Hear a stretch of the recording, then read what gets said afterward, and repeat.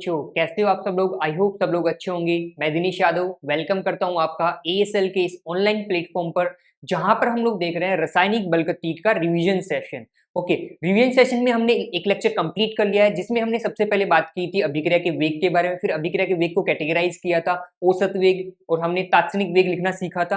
कुछ न्यूमेरिकल भी किए थे हमने वहां पर। इसी सीक्वेंस में हम लोग आगे बढ़ते हैं और आज के लेक्चर में हम लोग स्टार्ट करेंगे वेग नियम को। वेग नियम के अनुसार हम लोग क्या देखते हैं, किसी भी अभिक्रिया के लिए हम लोग वेग समीकरण या वेग व्यंजक लिखना सीखते हैं। ओके, तो चलिए स्टार्ट करते हैं हम लोग आज का सेशन। सबसे पहले हम लोग बात करेंगे वेग नियम की। ओके, वेग नियम क्या होता है, सुनना थोड़ा ध्यान से। वेग नियम में हम लोग ये बोलते हैं कि इस नियम के अनुसार जो भी मेरे पास क्रिया कारक है उनकी सांद्रता के nवीं घात के समानुपाती होता है आपका वेग। बात समझे? ठीक है, चलो मैं इसको थोड़ा सा लिख के बताता हूँ, आपको ज्यादा मजा आएगा सीखने में।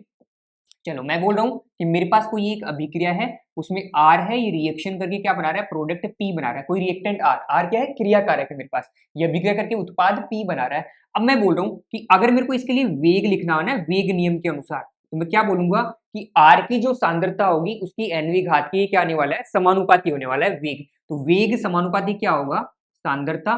सांद्रता किसकी, R कौन है, क्रिया कारक, और इसकी भी घात क्या होगी, एन होगी। तो ये हमारे पास क्या हो गया, वेग नियम हो गया। बात समझे? अगर मैं यहाँ पर समानुपाती को हटाऊं तो मेरे पास वेग बराबर क्या आ जाएगा, वेग बराबर हो जाएगा कि आर की पावर एन। बात समझे? तो ये हमारे पास क्या आ गया, वेग नियम आ चुका है। अब देखो ध्यान से देखना, वेग नियम में कौन कौन चीजें क्या क्या है उसको भी हम लोग देख लेते हैं। चलिए, तो यहाँ पर मैं इसको एक बार अंडरलाइन कर लेते हैं हम लोग इसको। ठीक है, यहाँ पर देखो ये अपने पास क्या था, वेग नियम था। अब देखो वेग नियम में वेग तो क्या हो जाएगा मेरे पास, अभिक्रिया का वेग हो जाएगा। के क्या हो जाएगा, इसको जरा ध्यान से देखना। के को हम लोग बोलते हैं वेग स्थिरांक। क्या बोलते हैं इसको हम लोग, वेग स्थिरांक बोलते हैं। वेग स्थिरांक या फिर रेट कांस्टेंट। बात समझ में आई? अपने पास एन क्या हो जाएगा, यहाँ पर एन हो जाएगा अभिक्रिया की कोटि। अभिक्रिया की कोटि। ओके, समझ में आ रही है ये बात कि किसको कैसे हम लोग रिप्रेजेंट करेंगे। ये हमारे पास क्या हो जाएगी, अभिक्रिया की कोटि। और यहाँ पर आर क्या हो जाएगा, आर मेरे पास रहेगी क्रिया कारक की सांद्रता। ये मेरे पास क्या है, क्रिया कारक। अब क्रिया कारक कौन होता है, जो अभिक्रिया में भाग ले रहा होता है, जो अभिक्रिया कर रहा होता है, तो इसको हम लोग बोलेंगे क्रिया कारक की सांद्रता। तो मेरे ख्याल से ये बात आप लोग को समझ में आई होगी, हम लोग वेग नियम क्या होगा और वेग नियम की परिभाषा हम लोग कैसे लिखेंगे। तो एक बार मैं वापस से परिभाषा को बोल देता हूँ कि वेग नियम के अनुसार किसी भी अभिक्रिया का वेग क्रिया कारकों की सांद्रता के nवीं घात के समानुपाती होता है। तो मेरे ख्याल से वेग नियम की परिभाषा आप लोग को समझ में आई होगी, कौन कौन क्या क्या है ये बात भी आपको समझ में आ गई होगी। ये तो हुआ वेग नियम। अब देखो इसको हम लोग अभिक्रिया के लिए कैसे काम में लेंगे उसको समझो थोड़ा ध्यान से, क्योंकि यहीं से हमारे क्वेश्चंस बनेंगे और हम लोग इस अभिक्रिया के लिए कैसे लिखना सीखेंगे, वहां से हमारे इंपॉर्टेंट क्वेश्चन सोल्व होंगे। तो चलिए मैं यहाँ पर इसको वेग नियम को छोड़ता हूँ और फिर एक अभिक्रिया को लेकर चलते हैं हम लोग। मैं बोलता हूँ कि मेरे पास कोई एक अभिक्रिया है। अभिक्रिया क्या है कि एक आपके पास ए है। ओके, ए, उसका रस समीकरण मिति गुणांक कौन है, छोटा ए है। साथ में मेरे पास कौन है, बी है, और उसका रस समीकरण मिति गुणांक कौन है, छोटा बी है। ये दोनों रिएक्शन करके मेरे पास क्या बना रहे हैं, उत्पाद बना रहे हैं। बात समझ में आई? क्या बना रहे हैं, ये उत्पाद बना रहे हैं। अब सुनना देखो ध्यान से, यहां पर मैं ये बोल सकता हूं कि अगर मेरे को इसके लिए वेग नियम लिखना हो तो वेग नियम में कैसे लिखूंगा। चलो पीछे मैं आपको एक बात और बता देता हूं, दो छोटी छोटी बातें इसके लिए, वो भी लिख लो। ठीक है, थोड़ी सी इंपॉर्टेंट है। इंपॉर्टेंट क्यों है, क्योंकि डायरेक्ट क्वेश्चन पूछा जाता है यहाँ पर, तो उसको मैं बता देता हूँ पहले। तो पहली मेरे लिए इंपॉर्टेंट बात क्या है, उसको सुनना, या फिर मैं इसको स्टार वन करके भी बोल सकता हूँ। स्टार वन ये है कि किसी भी अभिक्रिया के लिए हम लोग जब वेग नियम लिखते हैं ना, तो वेग नियम होती है प्रायोगिक मान। ओके, कभी भी मैं अभिक्रिया को देख के उसका वेग नियम नहीं लिख सकता या वेग समीकरण में नहीं लिख सकता। इसको लिखने के लिए मेरे को क्या करना पड़ेगा, प्रैक्टिकल करना पड़ेगा। तो इसका मतलब क्या हुआ कि वेग नियम कैसे लिखा जाता है, प्रायोगिक मान या प्रायोगिक विधि द्वारा वेग नियम लिखा जाता है। ओके, तो यहां पर मैं क्या बोल सकता हूं कि वेग नियम, वेग नियम एक प्रायोगिक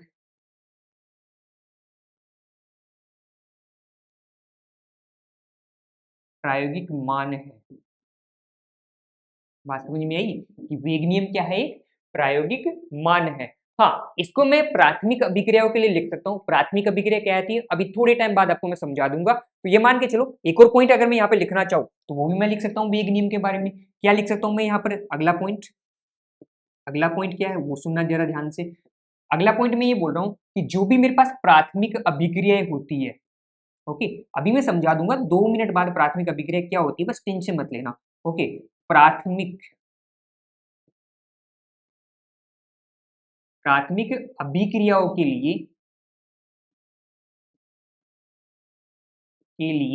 वेग नियम सैद्धांतिक मान है।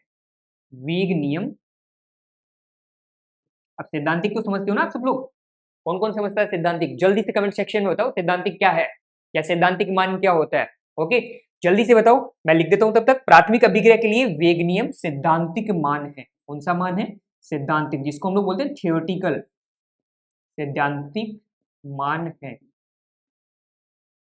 ओके, यहां पर देखो ये हो गया आपके पास सैद्धांतिक मान है। अगर मैं बात करूं वेग नियम, अगर मेरे पास प्राथमिक अभिक्रिया नहीं दी हो तो हम लोग क्या बोलेंगे कि अगर अभिक्रिया के बारे में कुछ भी नहीं बोला तो मैं क्या मान के चलूंगा कि अभिक्रिया मेरे पास प्राथमिक नहीं है। अगर कुछ बोल के रखा है तो मैं मान के चलूंगा कि अभिक्रिया प्राथमिक है, तो वो क्या करेगा, आपको बोल के बताएगा। तो बात समझ में आ रही है? अगर कुछ भी नहीं दे रखा अभिक्रिया में, कुछ उसका अभिक्रिया के बारे में कुछ भी नहीं बता रखा, तो क्या मान के चलेंगे कि अभिक्रिया प्राथमिक नहीं है। और हम लोग फिर क्या बोलेंगे कि वेग नियम किससे लिखेंगे हम लोग उस अभिक्रिया का वेग नियम? प्रायोगिक मान, प्रायोगिक विधि से, एक्सपेरिमेंटल मेथड से हम लोग उसका मान लिखने वाले हैं। दूसरी बात, अगर मेरे पास वो बोल दे क्वेश्चन में कि अभिक्रिया मेरे पास कैसी है, प्राथमिक अभिक्रिया है, प्राथमिक अभिक्रिया है, और अगर प्राथमिक अभिक्रिया क्वेश्चन में उसने बोल दिया तो हम लोग क्या बोलेंगे कि जो अभिक्रिया है उसी के अनुसार हम लोग क्या लिख सकते हैं, वेग नियम लिख सकते हैं। तो चलिए प्राथमिक अभिक्रिया क्या है इसको भी हम लोग समझते हैं। तो थोड़ा सा आगे चलते हैं, हम लोग नेक्स्ट स्लाइड में बात करते हैं। जो मैंने अभी थोड़ा टाइम पहले एक अभिक्रिया बोली थी कि अभिक्रिया आपके पास क्या है, ए है प्लस बी है, ये मिलके क्या बना रहे हैं, उत्पाद बना रहे हैं। तो सुनना आप ध्यान से, यहां पर भी मैं बोलूंगा कि अगर मेरे को इस अभिक्रिया के लिए वेग लिखना हो तो वेग में कैसे लिख सकता हूं, मैं यही तो बोलूंगा कि के और इसमें जो भाग ले रहे हैं उनकी पावर क्या होगी, कोई भी n पावर होगी। ओके, अब यहाँ पर दो लोग हैं तो मैं दोनों को n तो नहीं लिख सकता, मैं x और y बोल देता हूं मैं यहाँ पर। तो यहाँ पर मैं बोल रहा हूँ कि a है उसकी पावर तो कितनी हो गई, x हो गई, और जो b है उसकी पावर क्या हो गई, y हो गई। अब यहाँ पर देखो ये x और y का मान हम लोग प्रायोगिक विधि द्वारा कैलकुलेट करते हैं, कोई मेथड नहीं है अपने पास और कोई दूसरा इनको निकालने का। कौन सी विधि से हम निकालेंगे, लैब में जाएंगे, प्रैक्टिकल करेंगे, तब निकाल के दिखाएंगे इसको, तभी समझ में आएगा कि हमारे पास x और y क्या है। बात समझ रहे हो ना? ओके, तो चलो यहां पर हम लोग बोल सकते हैं कि यहां से हमारे पास जो x और y है ये दो केस के लिए हम लोग डिफाइन कर सकते हैं। बात समझ में? दो केस के लिए कैसे हम लोग बोल सकते हैं कि ये x और y जो आपके पास ये रसमीकरण गुणांक दिख रहे हैं a और b, इनके बराबर भी हो सकते हैं और बराबर नहीं भी हो सकते। तो ये कब बराबर होंगे उसको हम लोग चेक करेंगे, और कब बराबर नहीं होंगे उसको हम लोग चेक करते हैं। तो इसके लिए मैं दो केस बना रहा हूं। केस फर्स्ट अपने पास क्या रहेगा, ध्यान से देखना थोड़ा सा, मैं बोल रहा हूं केस फर्स्ट, कि मेरे पास केस फर्स्ट क्या ले लूं मैं, कि जब, क्या बोला मैंने, जब a बराबर हो जाए x के तथा b बराबर हो जाए y के। बात समझे? मतलब तो आपके पास जो भी रस समीकरण गुणांक है ना अभिक्रिया की, वो किसके बराबर हो जाए, x और y के बराबर हो जाए, या फिर मैं उल्टा बोल दूं कि x और y किसके बराबर हो जाए, अभिक्रिया की रस समीकरण के बराबर हो जाए। अब देखो ये जो रस समीकरण लिखी होगी ना, ये संतुलित अभिक्रिया के लिए होनी चाहिए। अगर अभिक्रिया संतुलित नहीं है तो गलत हो जाएगा आंसर। बात समझ में आई? तो आपके पास अभिक्रिया कैसी होनी चाहिए, संतुलित होनी चाहिए। तो चलिए, क्या समझ में आ रहा है? बिल्कुल, बहुत अच्छा, बहुत अच्छा। ओके, तो चलिए यहाँ पर हम लोग बोलते हैं कि वेग नियम हमने ये मान लिया, केस फर्स्ट हुआ। देखो ये किसके लिए हो सकता है, इसको भी थोड़ा ध्यान से समझना। हम लोग बोलेंगे कि जो आपने ये देखा है ये किसके लिए हो सकता है, तो इसके लिए भी कंडीशन है। कंडीशन क्या है, ये केवल और केवल होता है प्राथमिक अभिक्रियाओं के लिए। ये कब हो सकता है, जब हमारे पास अभिक्रिया कैसी हो, प्राथमिक हो। ओके, तो क्या बोलेंगे, केवल प्राथमिक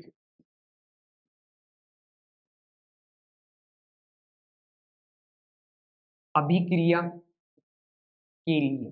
अब एक और बात समझनी है आपको कि सर ये प्राथमिक अभिक्रिया क्या है, आप बहुत टाइम से बोल रहे हो प्राथमिक अभिक्रिया, प्राथमिक अभिक्रिया। तो बताओ जल्दी से कमेंट करके बताओ किस किस को पता है प्राथमिक अभिक्रिया क्या होती है, जल्दी कीजिए, जल्दी जल्दी। हाँ, बहुत अच्छा, कुछ लोग जवाब दे रहे हैं। तो ध्यान से सुनना, हम लोग क्या बोलेंगे कि प्राथमिक अभिक्रिया हमारे पास क्या होती है, वे अभिक्रियाएं जो केवल एक पद में पूरी हो जाए उन्हें हम लोग क्या बोलते हैं, प्राथमिक अभिक्रिया बोलते हैं। बात समझ में आई? कि जैसे मैं कोई अभिक्रिया करवा रहा हूँ वो केवल एक ही पद में पूरी हो जाए, बाकी उसमें और कोई पद आया ही ना, तो उसको हम लोग क्या बोलते हैं, प्राथमिक अभिक्रिया। तो प्राथमिक अभिक्रिया क्या होती है, जो केवल, या फिर बोलूं जो एक पद में पूर्ण हो जाए, उन्हें हम लोग क्या बोलते हैं, प्राथमिक अभिक्रिया बोलते हैं। तो बात समझ में आई, हमारे पास ये एक्स और वाई ए और बी के बराबर कब हो सकते हैं, जब वो अभिक्रिया में बोल के दे कि आपके पास ये अभिक्रिया कैसी है, प्राथमिक है। अगर कुछ भी नहीं बोल के दिया तो अभिक्रिया को मैं प्राथमिक नहीं मानूंगा। बात समझ में आई। तो हम लोग क्या मान के चलेंगे कि हमारे पास जब प्राथमिक अभिक्रिया दी हो तो हम लोग क्या कर सकते हैं, जो रसमीकरण मिति गुणांक है उसी को हम लोग क्या बोल सकते हैं, क्रिया कारकों की पावर में लगा सकते हैं, एक्स और वाई के बराबर कर सकते हैं। बात समझ में आई, बिल्कुल ओके। जिन जिनको ये बात समझ में आई हो जल्दी से ओके लिखिए, थम्स अप कीजिए। ओके, तो हम लोग आगे चलते हैं, केस सेकंड को हम लोग देखते हैं। केस सेकंड को मैं नेक्स्ट स्लाइड पे बताता हूं आप लोग को, जरा ध्यान से देखना। ओके, केस सेकंड क्या होगा कि हमारे पास ये एक्स और वाई बराबर ना हो ए और बी के, तो उसको भी देखो कैसे बोलेंगे हम लोग, केस सेकंड। इसमें हम लोग क्या बात करने वाले हैं, जब हमारे पास, जब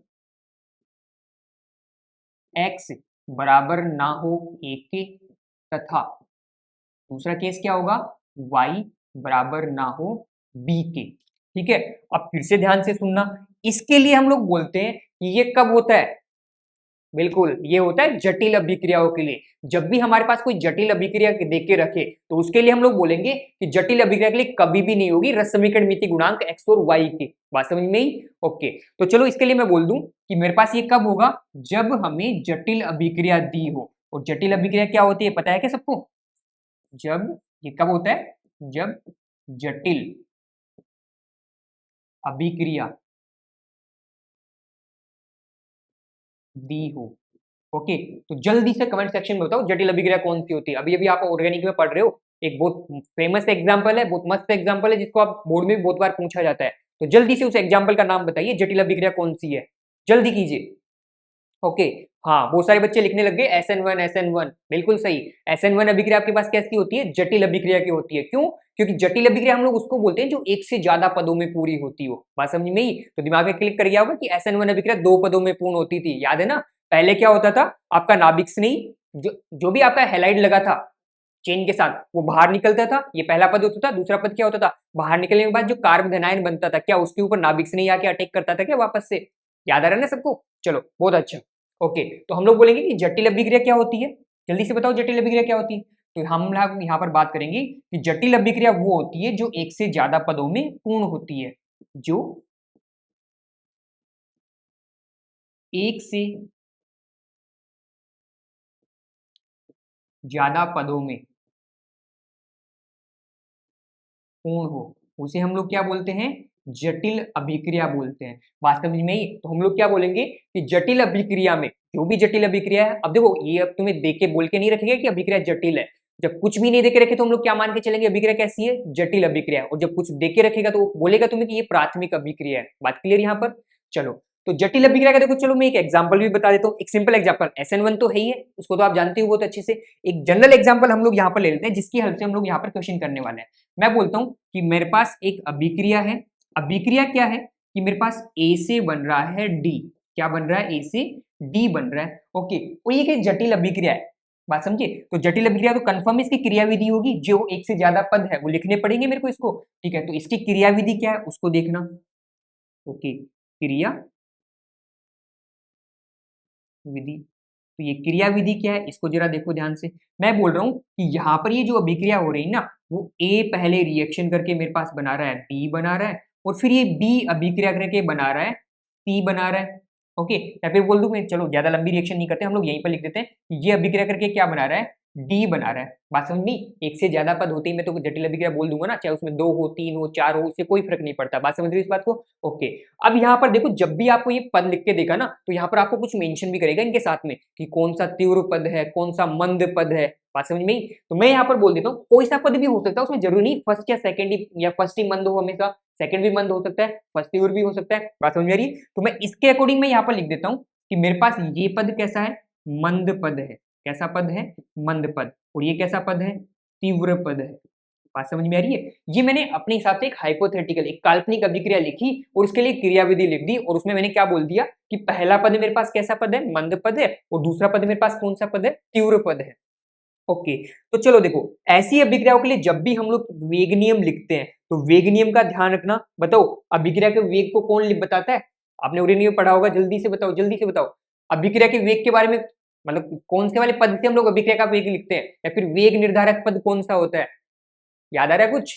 बिल्कुल, हम लोग बोलेंगे कि जो हमारे पास मंद पद होता है उसी को हम लोग क्या बोलते हैं, वेग निर्धारक पद बोलते हैं। क्लियर है ना सबको? ओके, तो चलो हम लोग यहाँ पर बात करते हैं कि जो हमारे पास आरडीएस होने वाला है, आरडीएस जानते हो? हाँ, वेग निर्धारक पद, रेट डिटरमाइनिंग स्टेप। तो ये आरडीएस कौन होता है? हमेशा मंद पद को हम लोग क्या बोलते हैं, आरडीएस बोलते हैं। बात समझ में आई? इसको जरा ध्यान से नोट करना कि आरडीएस कौन होता है, कि जो भी हमारे पास मंद पद होता है वही हमारे पास कौन होता है, आरडीएस होता है, वेग निर्धारक पद होता है। तो अब बताओ, इस अभिक्रिया के लिए अगर मेरे को वेग लिखना हो तो वेग मैं कैसे लिखूंगा? वेग के लिए मैं बोलूंगा कि वेग बराबर होगा के, और साथ में कौन है, ए है क्या, और इसका रश्मिगणमिति गुणांक कितना है, 1 है। बात समझ में? तो इस अभिक्रिया के लिए मेरे पास क्या लिख गया, ये लिख गया।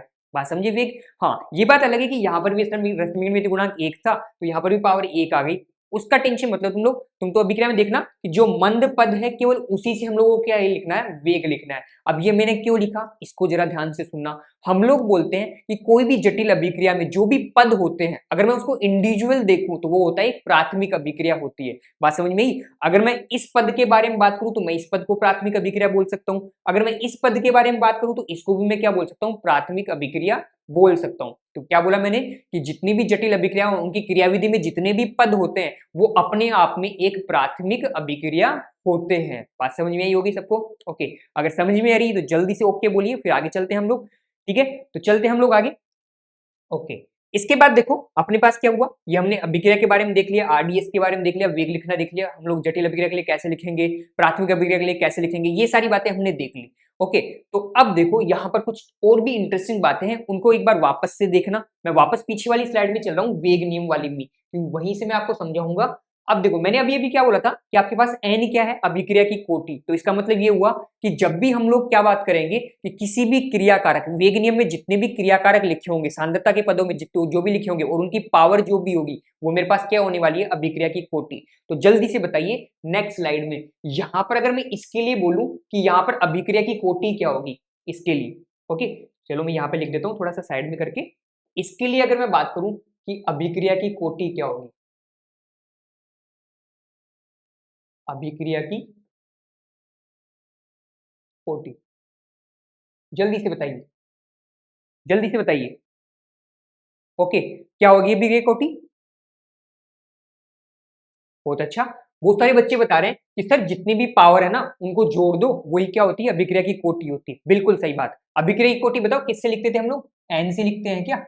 हाँ, ये देखो लिखने का तरीका सबका अलग अलग हो सकता है, मैं जनरली अभिक्रिया कोटि को एन से रिप्रेजेंट करता हूँ। ओके, तो यहाँ पर एन किसके बराबर हो जाएगा, एन बराबर हो जाएगा एक क्रियाकारक तो ये है, एक क्रियाकारक ये है, इनकी घात यहाँ पर तो एक्स है और यहाँ पर क्या है, वाई। तो दोनों को जोड़ूंगा तो मेरे पास क्या बन जाएगा, एक्स प्लस वाई बन जाएगा। तो बात समझ में आई? तो ये x प्लस वाई क्या आ गया मेरे पास, ओवरऑल अभिक्रिया की कोटि आ गई, मतलब पूरी जो अभिक्रिया है उसके लिए अभिक्रिया की कोटि आ गई। बात समझिए? यहाँ पर देखो x और y भी थोड़े से इंपॉर्टेंट है क्योंकि इनसे हम लोग क्वेश्चन करेंगे। तो ध्यान से देखो, अगर मैं बोलूं कि x मेरे पास, तो x को मैं क्या बोल सकता हूँ, x को मैं बोल सकता हूँ कि मेरे पास देखो x किसकी पावर में लगा है, a की पावर में लगा है, तो मैं क्या बोलूंगा, a के सापेक्ष अभिक्रिया की कोटि। तो बताओ x क्या हो जाएगा, यहां से x हो जाएगा a के सापेक्ष, एक के सापेक्ष अभिक्रिया कोटि या अभिक्रिया की कोटि। बात समझ में आई? सेम ऐसी अब बताओ अगर मैं y के बारे में बात करूं तो y क्या हो जाएगा, क्या हो जाएगा? बिल्कुल, बहुत अच्छा। तो हम लोग बोलेंगे कि y हमारे पास हो जाएगा b के सापेक्ष। अब देखो b जो है ना आपके पास y, वो किसकी पावर में लगा है, b की पावर में लगा है, तो यहाँ पर मैं क्या बोलूंगा, b के सापेक्ष, सापेक्ष अभिक्रिया की कोटि। बताओ किसी को कोई दिक्कत है क्या यहाँ तक? मेरे ख्याल से कोई दिक्कत नहीं होगी। तो चलिए हम लोग आगे चलते हैं, आगे चल के हम लोग बात करते हैं, कुछ क्वेश्चन सोल्व करते हैं। पहले एनसीईआरटी में दे रखे हैं, एज इट इज क्वेश्चन है, उनको उठा के लाया हूं मैं। तो चलिए स्टार्ट करते हैं हम लोग एनसीईआरटी के क्वेश्चंस को। हाँ, एक बात का ध्यान रखना कि जब भी कोटि निकालनी है तो क्या करना है, वेग नियम में जो भी अभी की सांद्रता पद लिखे है ना, उनकी पावर में जो भी सबको जोड़ दो, वो आपके पास क्या आ जाएगी, अभिक्रिया की कोटि आ जाएगी। तो चलो हम लोग आगे चलते हैं, आगे चलते हैं, यहाँ तक हो गया।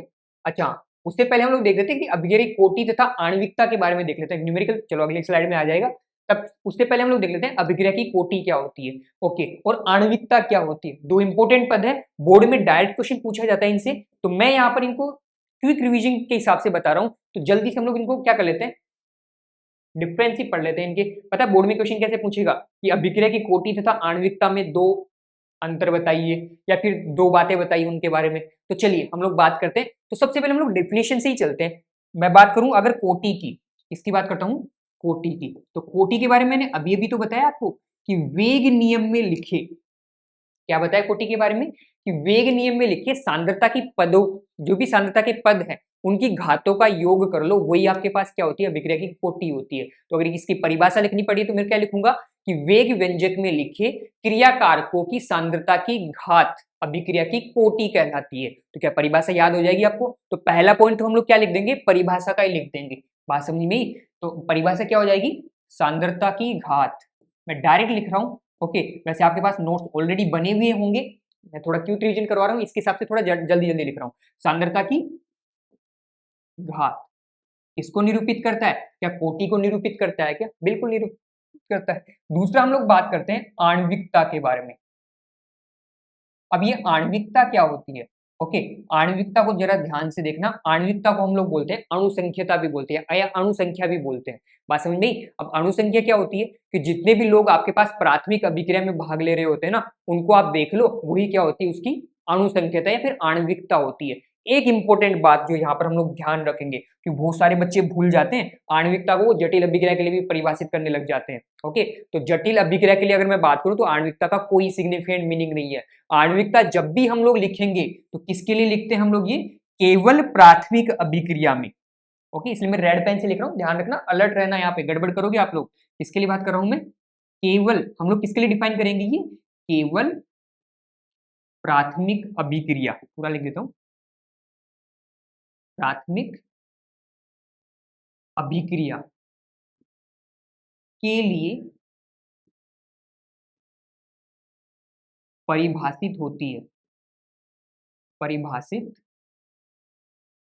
होती है। देखो मैं रेड लाइन में क्यों लिखा हूं इसको, क्योंकि बहुत सारे बच्चे गलती करेंगे इसमें, बहुत सारे बच्चे, मेरे को पता है आपको जटिल अभिक्रिया देगी, आप उसमें भी आणविकता डिफाइन करने बैठ जाओगे, ओके। तो ध्यान रखना, हम लोग आणविकता किसके लिए डिफाइन करते हैं, केवल और केवल प्राथमिक अभिक्रिया के लिए डिफाइन करते हैं, बात समझ में। जटिल अभिक्रिया के लिए हम लोग अगर ओवरऑल अभिक्रिया की बात करें तो वहां पर हम लोग आणविकता नहीं बताते, लेकिन हाँ अगर मंद पद के बारे में आपसे पूछे कि मंद पद की आणविकता क्या होगी, फिर हम लोग वहां पर बता सकते हैं। क्योंकि अभी थोड़े टाइम पहले मैंने बताया कि अभिक्रिया में जो क्रियाविधि के जो पद होते हैं वो अपने आप में क्या होते हैं, एक प्राथमिक अभिक्रिया होती है। तो मंद जो पद होगा क्या वो भी प्राथमिक अभिक्रिया होगी, तो वहां पर हम इजीली बता सकते हैं जितने क्रियाकारक है उनकी जो भी रश्मि गणमिति गुणांक वही आपके पास क्या हो जाएगा, आपके पास आणविकता हो जाएगा, बात समझ में ही, ओके। अगर मैं इसकी डेफिनेशन देखो, वन के रेस्पेक्ट में मैं व्हाइट से लिख रहा हूँ, वन के रेस्पेक्ट में वन, तो इसकी परिभाषा हम लोग क्या बोलेंगे, ये आपके लिए एक इंपॉर्टेंट पॉइंट था, इसको मैं थोड़ा सा चेंज करके लिख देता हूं।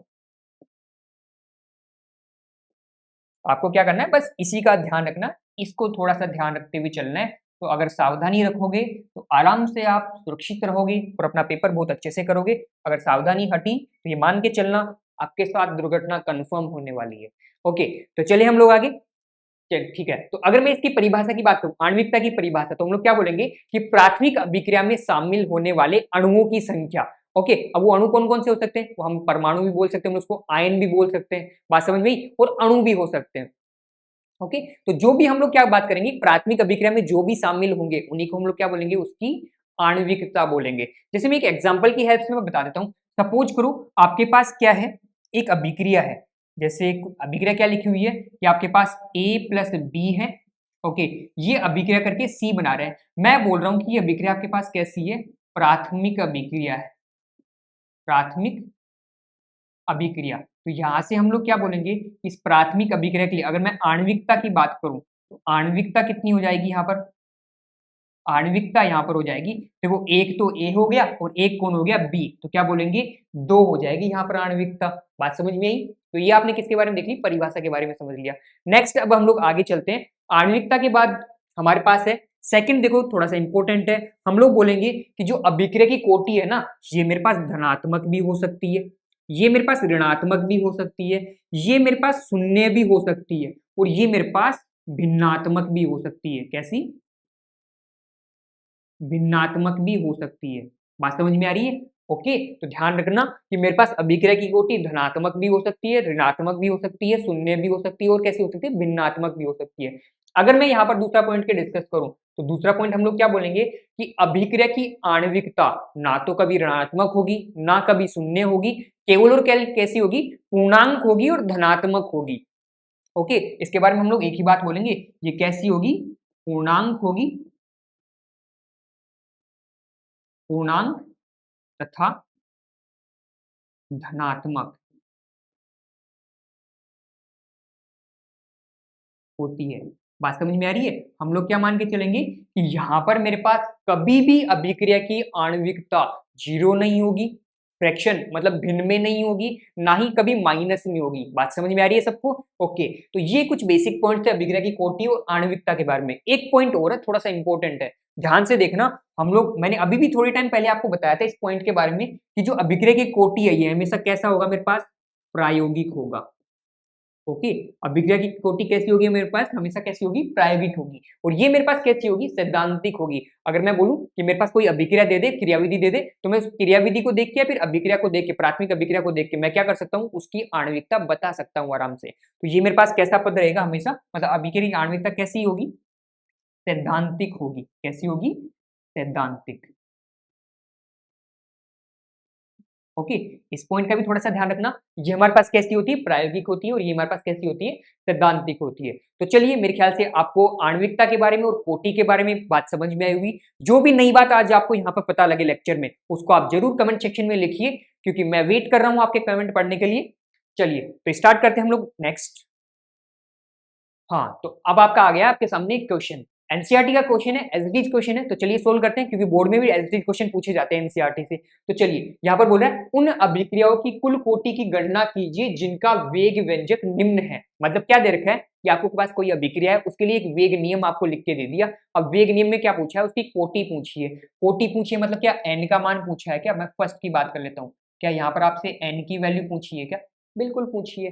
तो अभी अभी तो मैंने बताया कि वेग नियम में जितने भी सांद्रता के पद लिखे हुए हैं उनकी घातों को जोड़ दो, आपके पास क्या आ जाएगी, अभिक्रिया की कोटि आ जाएगी। तो फर्स्ट का अगर मैं सॉल्यूशन लिखूं, तो बताओ फर्स्ट का सॉल्यूशन क्या हो जाएगा, जल्दी से बताओ, आंसर बताओ, कितने बच्चों को आता है, जल्दी जल्दी।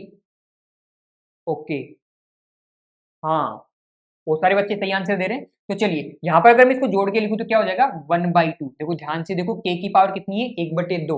ओके, और b की पावर कितनी है, 3/2। तो यहाँ पर मैं क्या बनूंगा, 1/2 प्लस 3/2। जैसे ही आप इसको एलसीएम लेके जोड़ोगे, जल्दी से बताओ आंसर कितना आया, अरे कितना आया, 4 हो जाएगा नहीं, 1 प्लस 3 4, 4/2, 2 हो गया क्या? तो हम लोग बोलेंगे कि जो फर्स्ट क्वेश्चन है उसकी अभिक्रिया की कोटि हमारे पास कितनी आ रही है, उसकी अभिक्रिया की कोटि आ रही है 2। हाँ, बहुत सारे बच्चों का सही आंसर आ रहा है। ओके, तो हम लोग क्या बोलेंगे कि इसकी अभिक्रिया की कोटि कितनी आ गई, मेरे पास 2 आ गई।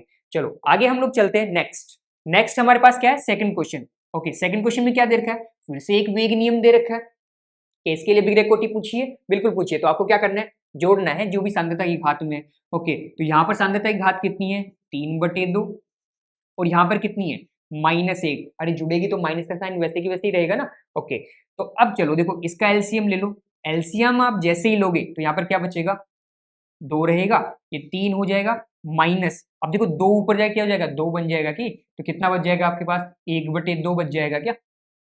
अरे हाँ, है ना, बिल्कुल बचेगा। आप इसको थोड़ा सा लॉजिक से सोल्व कर सकते हो। यहाँ पर देखो 3/2 कितना है, 1.5, 1.5 में से 1 गया तो कितना बचेगा, आधा ही तो बचेगा, तो वही तो लिखा मैंने, आधा बच के आपके पास। कर सकते हो क्या ऐसे क्वेश्चंस को? तो चलो जल्दी से नेक्स्ट क्वेश्चन आपके लिए आ रहा है, जल्दी से मेरे को आंसर बताइए इस क्वेश्चन का, 1 मिनट के अंदर आंसर आना चाहिए सबका। ओके, ओके जल्दी कीजिए, बहुत सारे बच्चों का आंसर आ रहा है।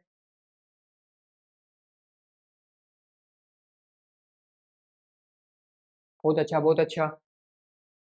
ठीक है, तो चलो मैं सोल्व करता हूँ इसको। यहाँ पर हमारे पास क्या है, क्या कोटि पूछी है क्या फिर से? बिल्कुल अभिक्रिया की कोटि पूछी है, मतलब n की वैल्यू पूछी है। अब n क्या होगा, इस जितने भी सांद्रता की घात है उनको जोड़ दो, हमारे पास क्या आ जाएगा, n का मान आ जाएगा। सांद्रता कितनी है यहाँ पर, 1/2, तो ये हो गया 1/2 प्लस साथ में कितना दे रखा है, 2, तो 2 हो गया। अब बताओ जोड़ोगे तो कितना आएगा, ये लघुत्तम ले लिया 2, तो यहाँ पर कितना हो जाएगा, 1 प्लस ये कितना हो जाएगा 4, तो कितना बन जाएगा, 5/2 बन जाएगा क्या?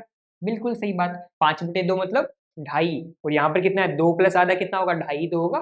बात समझ में आई? तो मेरे ख्याल से कर सकते हो आप इस क्वेश्चन को भी। ओके, तो नेक्स्ट चलते हैं अब हम लोग वेग स्थिरांक की इकाई की तरफ। कि जो आपने अभी के पढ़ा था ना, एक वेग स्थिरांक, उसकी इकाई क्या होती है, क्योंकि यहाँ से क्वेश्चन पूछे जाते हैं बहुत बार। तो चलो हम लोग फिर से देखो वेग स्थिरांक की इकाई निकालने के लिए सबसे पहले लिखेंगे हम लोग वेग। ओके, तो वेग कैसे लिखा था, अभी थोड़े टाइम पहले हमने बोला था कि वेग क्या होता है कि वो जो भी रिएक्टेंट होता है उसकी घात n के बराबर होता है। क्या बात समझ में आ रही है? मैंने फर्स्ट लेक्चर में भी आप लोगों को बताया था कि जब भी हम लोग को क्या निकालना हो, इकाई निकालनी हो, तो सबसे पहले हम लोग क्या करेंगे, उसका फॉर्मूला लिखेंगे। फॉर्मूला लिख के हम लोग क्या कर सकते हैं, इजीली उसका मात्रक निकाल सकते हैं, इकाई निकाल सकते हैं। तो चलो यहाँ पर अगर मैं बात करूं वेग, वेग को हम लोग किस में मेजर करते थे, याद करो, जल्दी याद करो। हाँ, मोल पर लीटर पर सेकंड। तो यहाँ पर हम लोग क्या बोलने वाले हैं, इसकी इकाई क्या हो जाएगी, मोल पर लीटर सेकंड। बात समझ में आ रही है? इक्वल्स टू क्या, के का मात्रक निकालना है, इकाई निकालनी है, बिल्कुल इसको ऐसे कैसे छोड़ दो। यहाँ पर बताओ सांद्रता क्या होती है, अरे सांद्रता मोल पर लीटर होती है क्या, बिल्कुल होती है। तो मोल पर लीटर की पावर कितनी हो जाएगी, n हो जाएगी। अगर मैं इसको दोनों के ऊपर भेजूं तो क्या हो जाएगा, मोल की पावर n और लीटर की पावर n। अगर मैं इसको रीअरेंज कर लूं तो बताओ लीटर इधर आके ऊपर जाएगा क्या, तो अपने पास क्या बच जाएगा, के बराबर बच जाएगा मोल गुणा लीटर की पावर n बटे नीचे मोल कहाँ जाएगा, नीचे जाएगा, तो ये हो जाएगा लीटर गुणा मोल की पावर n गुणा साथ में क्या चल रहा है, सेकंड। अब देखो सेकंड ये मिनट में भी हो सकता है, सेकंड में भी हो सकता है, तो समय है अपने पास, जिसमें अपने से क्वेश्चन पूछेगा उसी में हम लोग मान के चल लेंगे। ठीक है, तो बताइए अब यहाँ से ये क्या बन जाएगा, जिनकी आधार समान होते हैं तो घातों को जोड़ देते हैं क्या। तो अब देखो यहाँ पर मोल, मोल की पावर n नीचे की तरफ ऊपर जाएगा, क्या हो जाएगा, माइनस हो जाएगा। तो बताओ आपके पास क्या बन जाएगा, आपके पास बनेगा मोल की पावर 1 माइनस n बनेगा क्या। ठीक है, दूसरा अपने पास कौन है, लीटर के बारे में, तो लीटर वाले में क्या बन जाएगा, लीटर की पावर, देखो ध्यान से देखो, यहाँ ऊपर क्या होना है, n है, नीचे कौन है, 1, तो ऊपर जाके माइनस का 1 हो जाएगा, ये हो जाएगा। आगे अपने पास कौन आएगा, सेकंड, तो सेकंड ऊपर जाके क्या हो जाएगा, सेकंड -1 हो जाएगा क्या। तो आपने ये क्या लिख दिया, जल्दी बताइए, क्या आपने वेग स्थिरांक की इकाई निकाल ली, बिल्कुल निकाल ली।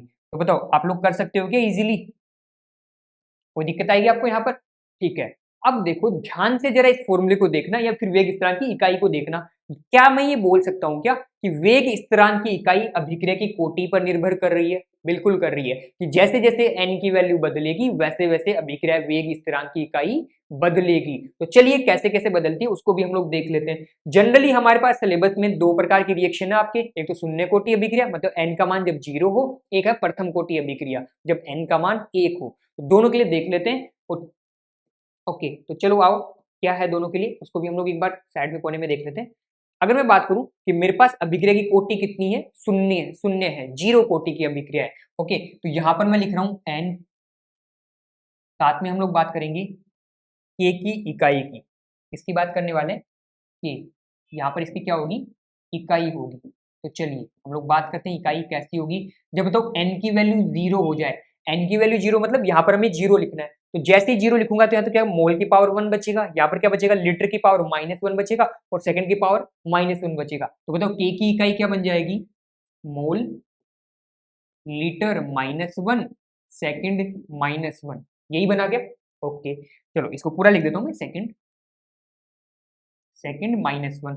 दूसरा मैं बात करूं, अगर जब हमारे पास ये 1 हो जाए, 1 हो जाए तो देखो ध्यान से देखो, 1 -1 0, 1 -1 0, तो यहाँ पर इसकी पावर भी 0, इसकी पावर भी 0, तो किसी की पावर 0 आती है तो क्या हो जाता है, 1 हो जाता है क्या। तो ये तो हो गया पूरा 1, तो आपके पास क्या बच जाएगा, सेकंड इनवर्स बचेगा। तो फर्स्ट ऑर्डर के लिए क्या बचेगा, सेकंड इनवर्स। लगे हाथ सेकंड का भी देख लो, तो जो सेकंड ऑर्डर अभिक्रिया है या द्वितीय कोटि की जो अभिक्रिया है उसके लिए हमारे पास क्या होगा मात्रक, उसको भी जरा देख लो। यहाँ पर 2, तो 1 -2, 1 -2 मतलब माइनस का 1 आपके पास बचेगा, यहाँ पर 2 - 1 मतलब प्लस का 1 आपके पास बचेगा। तो मोल में तो क्या आने वाला है, माइनस का 1 आने वाला है। तो यहाँ पर क्या हो जाएगा, मोल माइनस 1, लीटर की पावर प्लस 1 और सेकंड की पावर आपके पास क्या रहेगा, माइनस 1। अगर मैं इसको अरेंज करके लिखूं थोड़ा सा चेंज करके, तो मेरे पास क्या बन जाएगा, यहाँ पर अपने पास बन जाएगा लीटर की पावर 1, मोल की पावर -1 और सेकंड की पावर -1। बताइए क्या आप लोग लिख सकते हो क्या इसको इजीली? बिल्कुल लिख सकते हैं। तो चलिए अब हम लोग इसको थोड़ा सा कैटेगराइज भी कर लेते हैं हम लोग। जो लाइनें वैसे ही खींचते थे।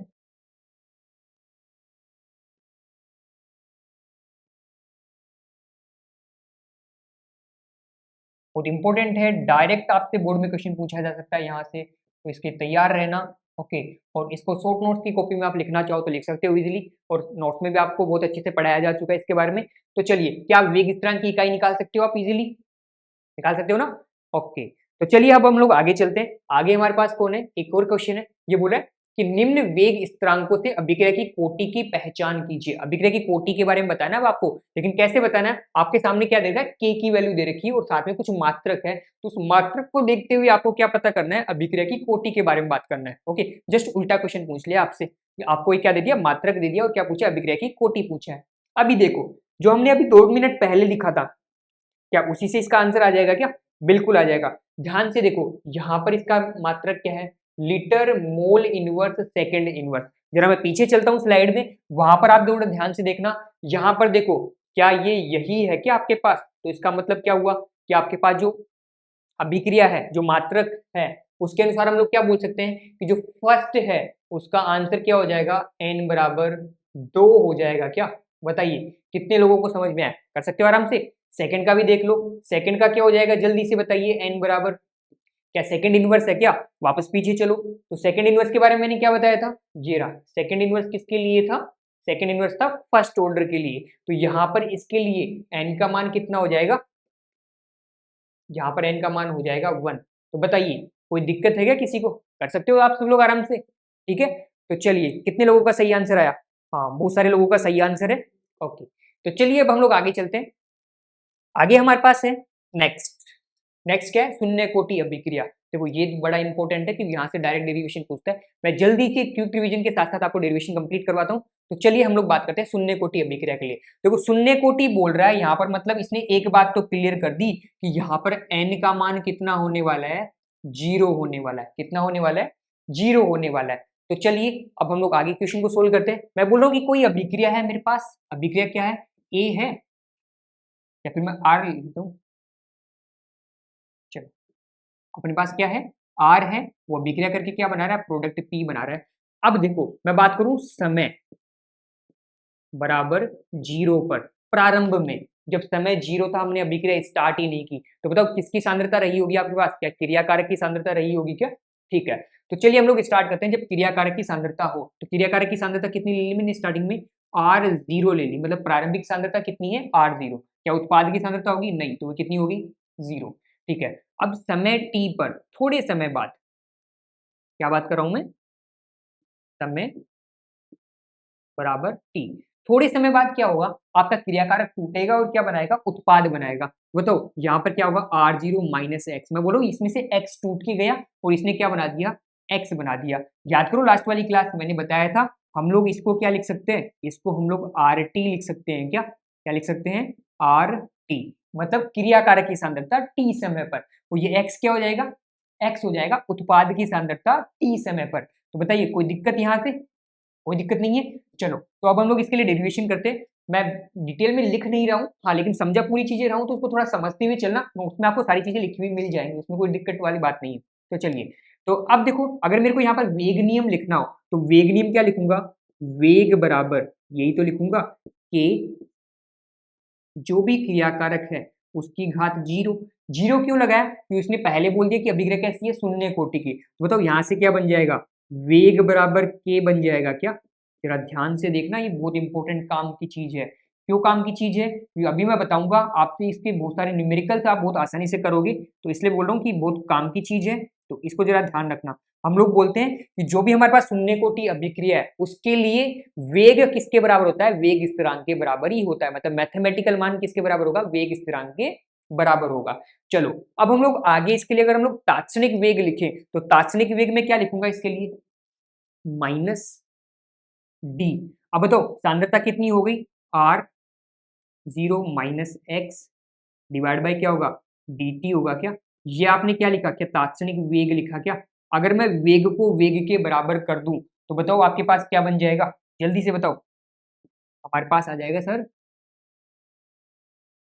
क्या आएगा, ठीक है, हमारे पास क्या आएगा, हम लोग बोल सकते हैं कि देखो वेग को वेग दोनों को अगर मैं इन दोनों को बराबर कर दूं तो क्या बन जाएगा मेरे पास बन जाएगा minus D R zero minus x divide by क्या होगा, dt होगा क्या, इज इक्वल्स टू इधर क्या होगा, k होगा, बिल्कुल होगा। अब देखो अगर मैं इसको अवकलन को खोलूं तो जो भी नियतांक होता है, r0 क्या नियतांक ही ना प्रारंभिक सांद्रता, तो नियतांक का अवकलन कितना होता है, शून्य होता है। तो यहाँ से मेरे पास क्या बन जाएगा, यहाँ से मेरे पास बनेगा माइन, ये तो जीरो हो गया r0 वाला, तो माइनस अंदर जाके हो गया प्लस, तो मैं बोलूंगा कि dx डिवाइड बाई dt बराबर क्या हो जाएगा, k। तो ये देखो फिर से एक इंपॉर्टेंट फॉर्मूला बन गया। ये हमारे पास किसका फॉर्मूला है, ये हमारे पास है शून्य कोटि अभिक्रिया के लिए अवकलित वेग समीकरण। कौन सा वेग समीकरण, अवकलित वेग समीकरण, बात समझते चलना। ओके, अब मैं इसका समाकलन करूं, अवकलन को उठाने के लिए हम लोग क्या करते हैं, समाकलन करते हैं। तो समाकलन करने के लिए dt को यहां ले जाऊं तो मेरे पास क्या बन जाएगा, समाकलन dx बराबर के समाकलन dt, यही बनेगा क्या। लिमिट में लगा दूंगा, या फिर लिमिट नहीं लगा रहे तो आप लोग क्या करते हो, प्लस सी करके सी की वैल्यू निकाल के आप आराम से सोल्व कर सकते हो। तो मैं डायरेक्ट लिख रहा हूं यहाँ से, तो मेरे पास क्या बन जाएगा, यहाँ से x इक्वल टू क्या बन जाएगा, kt बन जाएगा।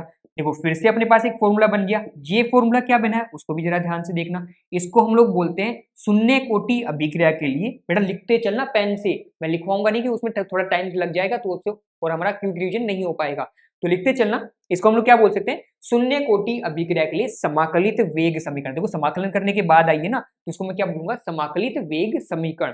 तो देखो ध्यान से देखो, यहाँ पर ये किसके पदों में है, ये उत्पाद के पदों में। अगर मेरे को यही क्रियाकारक के लिए लिखना हो तो मैं क्या कर सकता हूँ, देखो अभी यहाँ पर इसको देखो, हम लोग जानते हैं, क्या जानते हैं हम लोग, हमें पता है कि r0 माइनस एक्स किसके बराबर होता है, rt के बराबर होता है क्या। तो यहाँ से अगर मैं x का मान रखूं, x का मान क्या हो जाएगा, rt को इधर भेज दो, x को उधर भेज दो, तो क्या बन जाएगा r0 माइनस rt, यही होगा क्या। अगर मैं वैल्यू पुट कर दूं यहाँ पर तो मेरे पास क्या बन जाएगा, जल्दी से बताइए। मेरे पास बन जाएगा यहाँ से एक और फॉर्मूला बन जाएगा, r0 minus rt is equals to क्या रहेगा, kt रहेगा क्या।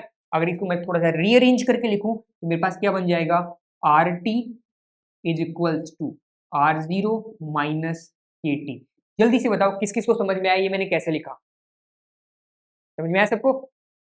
ओके, तो चलिए हम लोग आगे चलते हैं। अब यहाँ पर देखो मेरे पास ये एक और फॉर्मूला बन गया, ये किसकी फॉर्म में बन गया मेरे पास, ये फॉर्मूला मेरे पास बन गया क्रिया कारक की फॉर्म में। अगर मेरे को देखो उत्पाद की सांद्रता पता करनी हो t समय पर तो मैं ये वाला फॉर्मूला काम में लूंगा। अगर मेरे को क्रिया कारक की क्या पता करनी हो, सांद्रता पता करनी हो, तो मैं ये वाला फॉर्मूला काम में लूंगा RT निकालने के लिए। तो बताइए क्या समझ में आई ये बात आप सबको। ओके, तो अब देखो आपकी एनसीईआरटी में आपसे ग्राफ भी पूछा जा सकता है, एग्जाम में भी ग्राफ पूछा जा सकता है। तो ग्राफ किस किस के बीच में पूछा जा सकता है उनको हम लोग लिख लेते हैं। तो छोटे मोटे एक दो ग्राफ बनते हैं, जरा देखिए वो ग्राफ कौन कौन से हैं। ओके,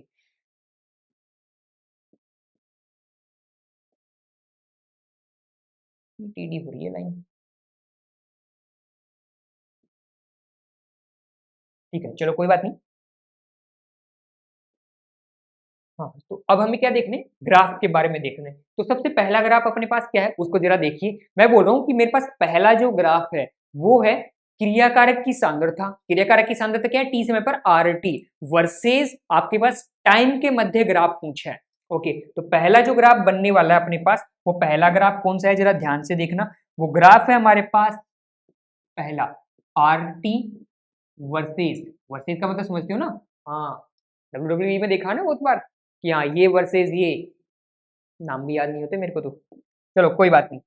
यहाँ पर हम देखते हैं RT वर्सेस, हमारे पास कौन आएगा साथ में, हमारे पास साथ में समय आएगा समय। तो RT वर्सेस T में ग्राफ पूछा है, तो ध्यान रखना जब भी हम लोग ग्राफ बनाते हैं तो सबसे पहले क्या करते हैं, जिसके बीच में ग्राफ पूछे क्या उसका समीकरण लिखते हैं क्या सबसे पहले, बिल्कुल लिखते हैं। तो बताओ उसका समीकरण यही है क्या। तो अब यहाँ से आप समीकरण क्या लिख सकते हो, समीकरण आपके बीच में दोनों के मध्य संबंध क्या होगा, हम लोग बोलेंगे RT इज इक्वल्स टू क्या बन जाएगा यहाँ पर बताइए जल्दी से, R0 माइनस के टी बन रहा है क्या बन रहा है?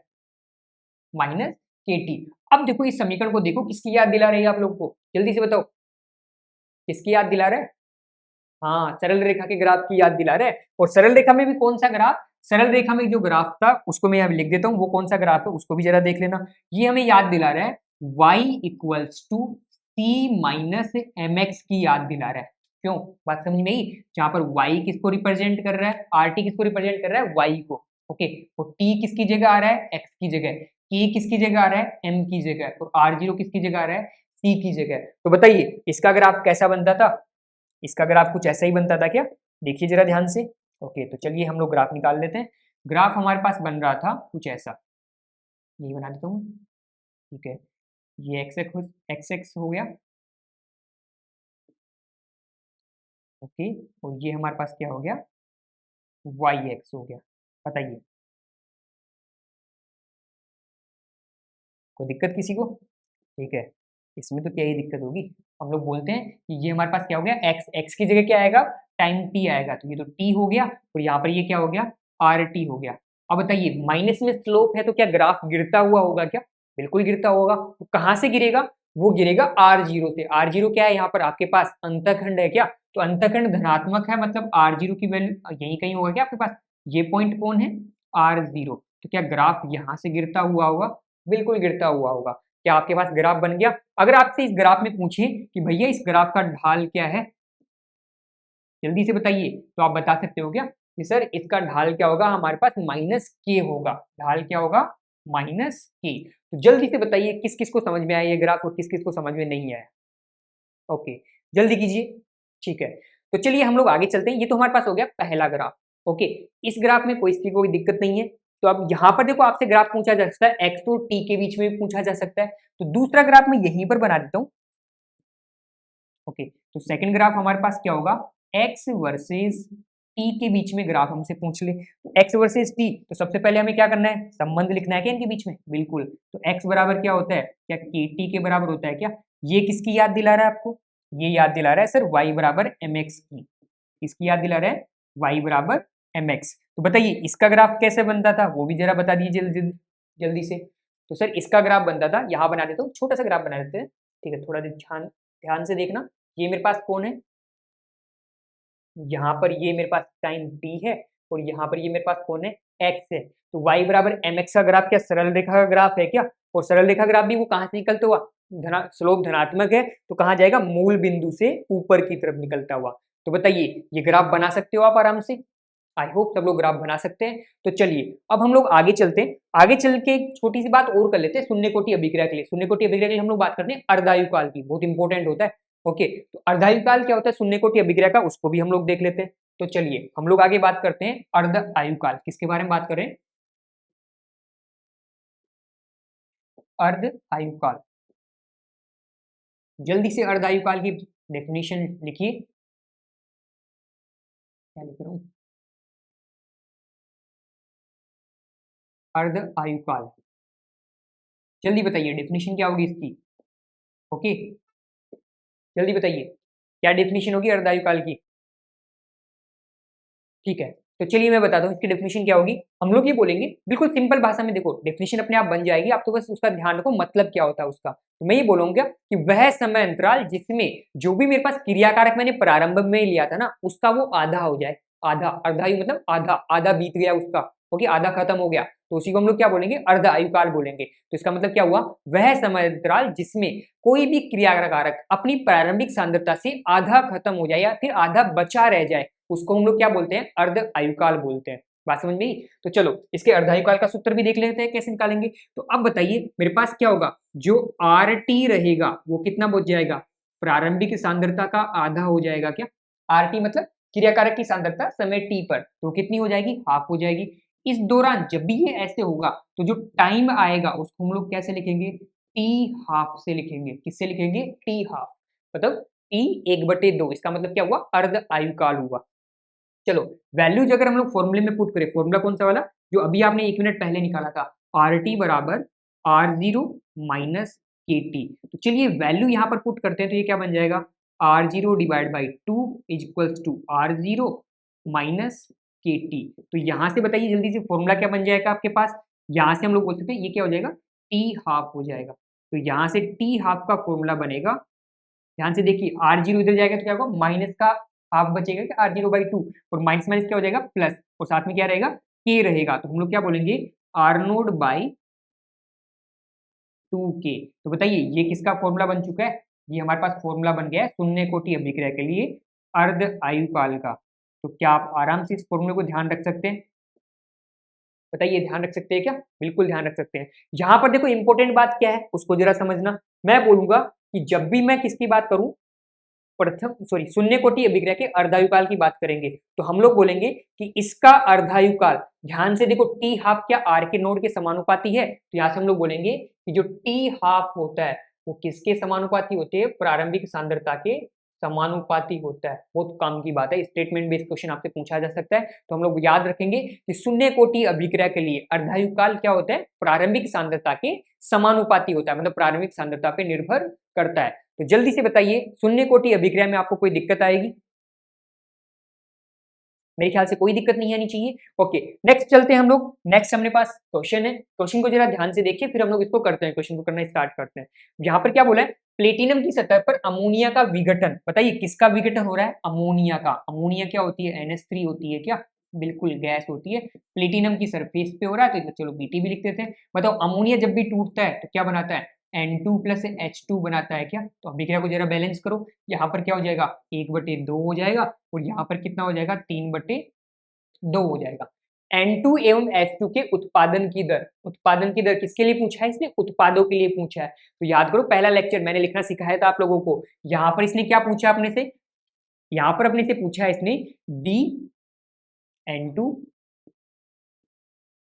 डिवाइड बाई डी टी, इसकी वैल्यू पूछी है, और एक क्या पूछा है आपसे DH2 divide by D T, क्या इसकी वैल्यू पूछा है क्या, उत्पादन मतलब साथ में क्या रखेगा अपने पास प्लस भी रहेगा, बात समझ में, इसकी वैल्यू आप लोगों से पूछा है। तो जल्दी से बताइए क्या आप कर सकते हैं इस क्वेश्चन को, बिल्कुल कर सकते हैं। तो चलिए अब यहाँ पर देखो क्या क्या बातें ध्यान रखनी है अपने को, क्वेश्चन को आगे रीड करते हैं क्या बोला उसने, फिर उसके अनुसार हम लोग क्वेश्चन को सोल्व करना स्टार्ट करते हैं। आगे इसने बोला है कि जब k का मान ये हो जाए, मतलब k का मान इसने दे रखा है, k का मान दे रखा है, इसका मतलब सिंपली इसने r का मान दे रखा है। अभी थोड़े टाइम पहले तो मैंने बताया था कि शून्य कोटि अभिक्रिया के लिए वेग बराबर क्या होता है, k होता है क्या, k होता है कि जो भी क्रियाकारक होगा उसकी घात तो 0 होने वाली है, वो तो 1 हो जाएगा। तो हम लोग क्या बोलेंगे, k किसके बराबर होगा, वेग के बराबर ही होगा, और वेग कितना दिया है इसका 2.5 गुणा 10 की घात -4 मोल पर लीटर पर सेकंड, यही दिया है क्या, बिल्कुल यही दिया है। ओके ओके तो अब चलो आगे इसको हम लोग सोल्व करते हैं। क्या पूछा आपने से, आपने से पूछा है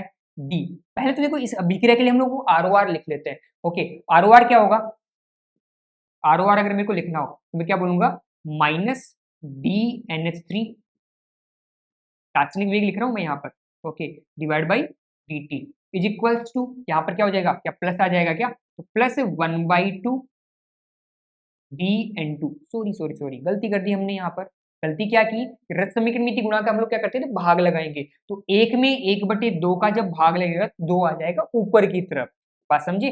ओके तो यहाँ पर हम लोग क्या बोलेंगे 2 DN2 डिवाइड बाई क्या होगा dt होगा इज इक्वल्स टू, यहाँ पर क्या हो जाएगा नीचे 3 हम लोग भाग लगाएंगे तो क्या हो जाएगा 2 ऊपर चला जाएगा 3 नीचे रह जाएगा, तो यहाँ पर हम लोग क्या लिख देंगे इसको 2/3 DH2 डिवाइड बाई क्या रहेगा dt, साथ में देखो ये क्रियाकारक सॉरी उत्पाद है तो यहाँ पर क्या रहेगा प्लस भी रहेगा। मेरे ख्याल से बात समझ में आ रही होगी सबको।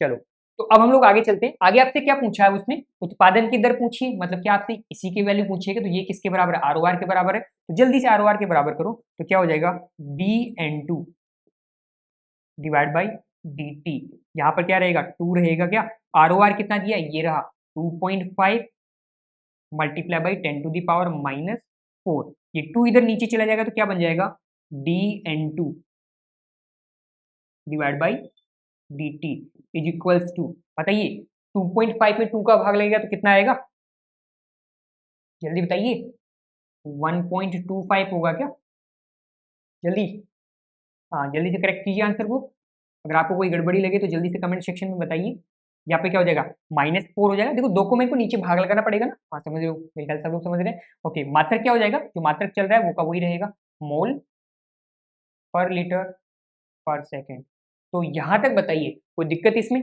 क्या इसका सेकंड क्वेश्चन भी कर सकते हो आप इजीली? बिल्कुल कर सकते हैं सर। ओके, तो जल्दी से मेरे को करके बताओगे, मैं ही करूँ? हाँ, आंसर कमेंट कीजिए जल्दी से, फिर मैच करिए, देखो आंसर किस किस का आता है, जल्दी जल्दी। ठीक है, मैं यहाँ पर सोल्व करना स्टार्ट कर देता हूँ उसको। मेरे पास क्या है, आर ओ आर। अब आर ओ आर किसके बराबर होगा, 2/3। यहाँ पर हम लोग क्या लिखने वाले हैं, 2/3 DH2 डिवाइड बाई dt। ये किसके इक्वल होगा, ये इक्वल होगा 2.5 इंटू 10⁻⁻⁴। अब देखो ध्यान से, यहाँ पर 3 तो क्या होगा, मल्टीप्लाई होगा, और साथ में आपके पास क्या आने वाला होगा, 2 नीचे भाग में जाएगा।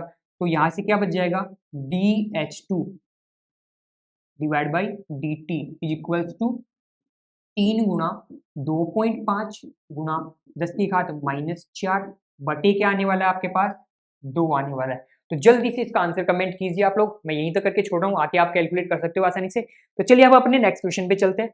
नेक्स्ट क्वेश्चन हमारे पास क्या है, हाँ ये भी देखो एनसीईआरटी का एज इट इज क्वेश्चन है, इंपॉर्टेंट क्वेश्चन है, ध्यान रखना इस बात का। यहाँ पर क्या बोला गया कि अणु X का Y में रूपांतरण द्वितीय कोटि की बलगतिकी के अनुसार होता है। मतलब यहाँ पर इसने हमें क्या बता दिया, यहाँ पर इसने हमें बता दिया वेग कैसे लिखना है इसका। तो हम लोग बोलेंगे वेग, पहले तो देखो अभिक्रिया लिख लेता हूं मैं। अभिक्रिया क्या बोला है, x का y में रूपांतरण, x कहाँ जा रहा है, y में रूपांतरित हो रहा है। इस अभी कौन सी कोटि से होता है, द्वितीय कोटि। मतलब n का मान उसने कितना दे दिया, इसके लिए n का मान कितना देखा इसने, 2 दे रखा है। तो यहाँ से अगर मेरे को वेग लिखना हो तो वेग क्या बनेगा, जल्दी से बताइए। वेग बनेगा कि x की पावर 2 हो जाएगी क्या, बिल्कुल हो जाएगी। अब देखो उसने क्या किया, यदि x की सांद्रता को 3 गुनी कर दिया जाए तो y के निर्माण की होने की दर पर क्या प्रभाव पड़ेगा। ओके, तो यहां पर क्या पूछा है कि x की सांद्रता को दुगुना कर दिया जाए। बात समझी, यहां पर हम लोग क्या बोलेंगे कि जिस स्पीड से मेरा x टूटेगा उसी स्पीड से तो मेरा y बनेगा, क्योंकि रश्मिक गणितीय गुणांक क्या है, दोनों साइड में बराबर है। तो यहाँ पर मैं बात कर लूं, अगर मैं x की स्पीड निकालूंगा क्या क्या वो कि वही मेरे पास y की स्पीड हो जाएगी, बिल्कुल हो जाएगी। तो यहाँ पर देखो अब उसने क्या किया, पहले मेरे पास x हुआ करता था, अब उसने उसको कितना कर दिया, 3x कर दिया। तो जल्दी से बताइए वेग क्या हो जाएगा, वेग वेग हो जाएगा सर कि यहाँ पर कितना हो जाएगा 3x, और उसका क्या हो जाएगा स्क्वायर हो जाएगा। बताओ 3 का स्क्वायर कितना होता है, 9 होता है क्या। तो हमारे पास क्या आ जाएगा, 9 के साथ में क्या रहेगा एक्स स्क्वायर, ये किसके बराबर आ गया, वेग के बराबर। तो बताइए नया जो वेग समीकरण है क्या उसमें 9 आ गया क्या साथ में। तो इसका मतलब ये हुआ कि अभिक्रिया का वेग कितना गुना हो जाएगा, 9 गुना हो जाएगा। बताइए ऐसे क्वेश्चन कर सकते हो, ऐसे क्वेश्चन आपको डीपीपी में भी मिलेंगे, तो उनको आराम से अटेम्प्ट करना। आज के सेशन में हम लोग यहीं से रखते हैं।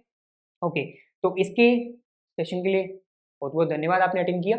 चलो यहाँ तक हम लोग सेशन को रखते हैं। आज के सेशन में जितना भी आपने सीखा उसको एक बार वापस से रिवाइज कीजिएगा। हाँ, एक डीपीपी आपको जरूर मिलेगी सेशन के साथ, तो उसको आराम से सोल्व कीजिए, प्रैक्टिस कीजिए।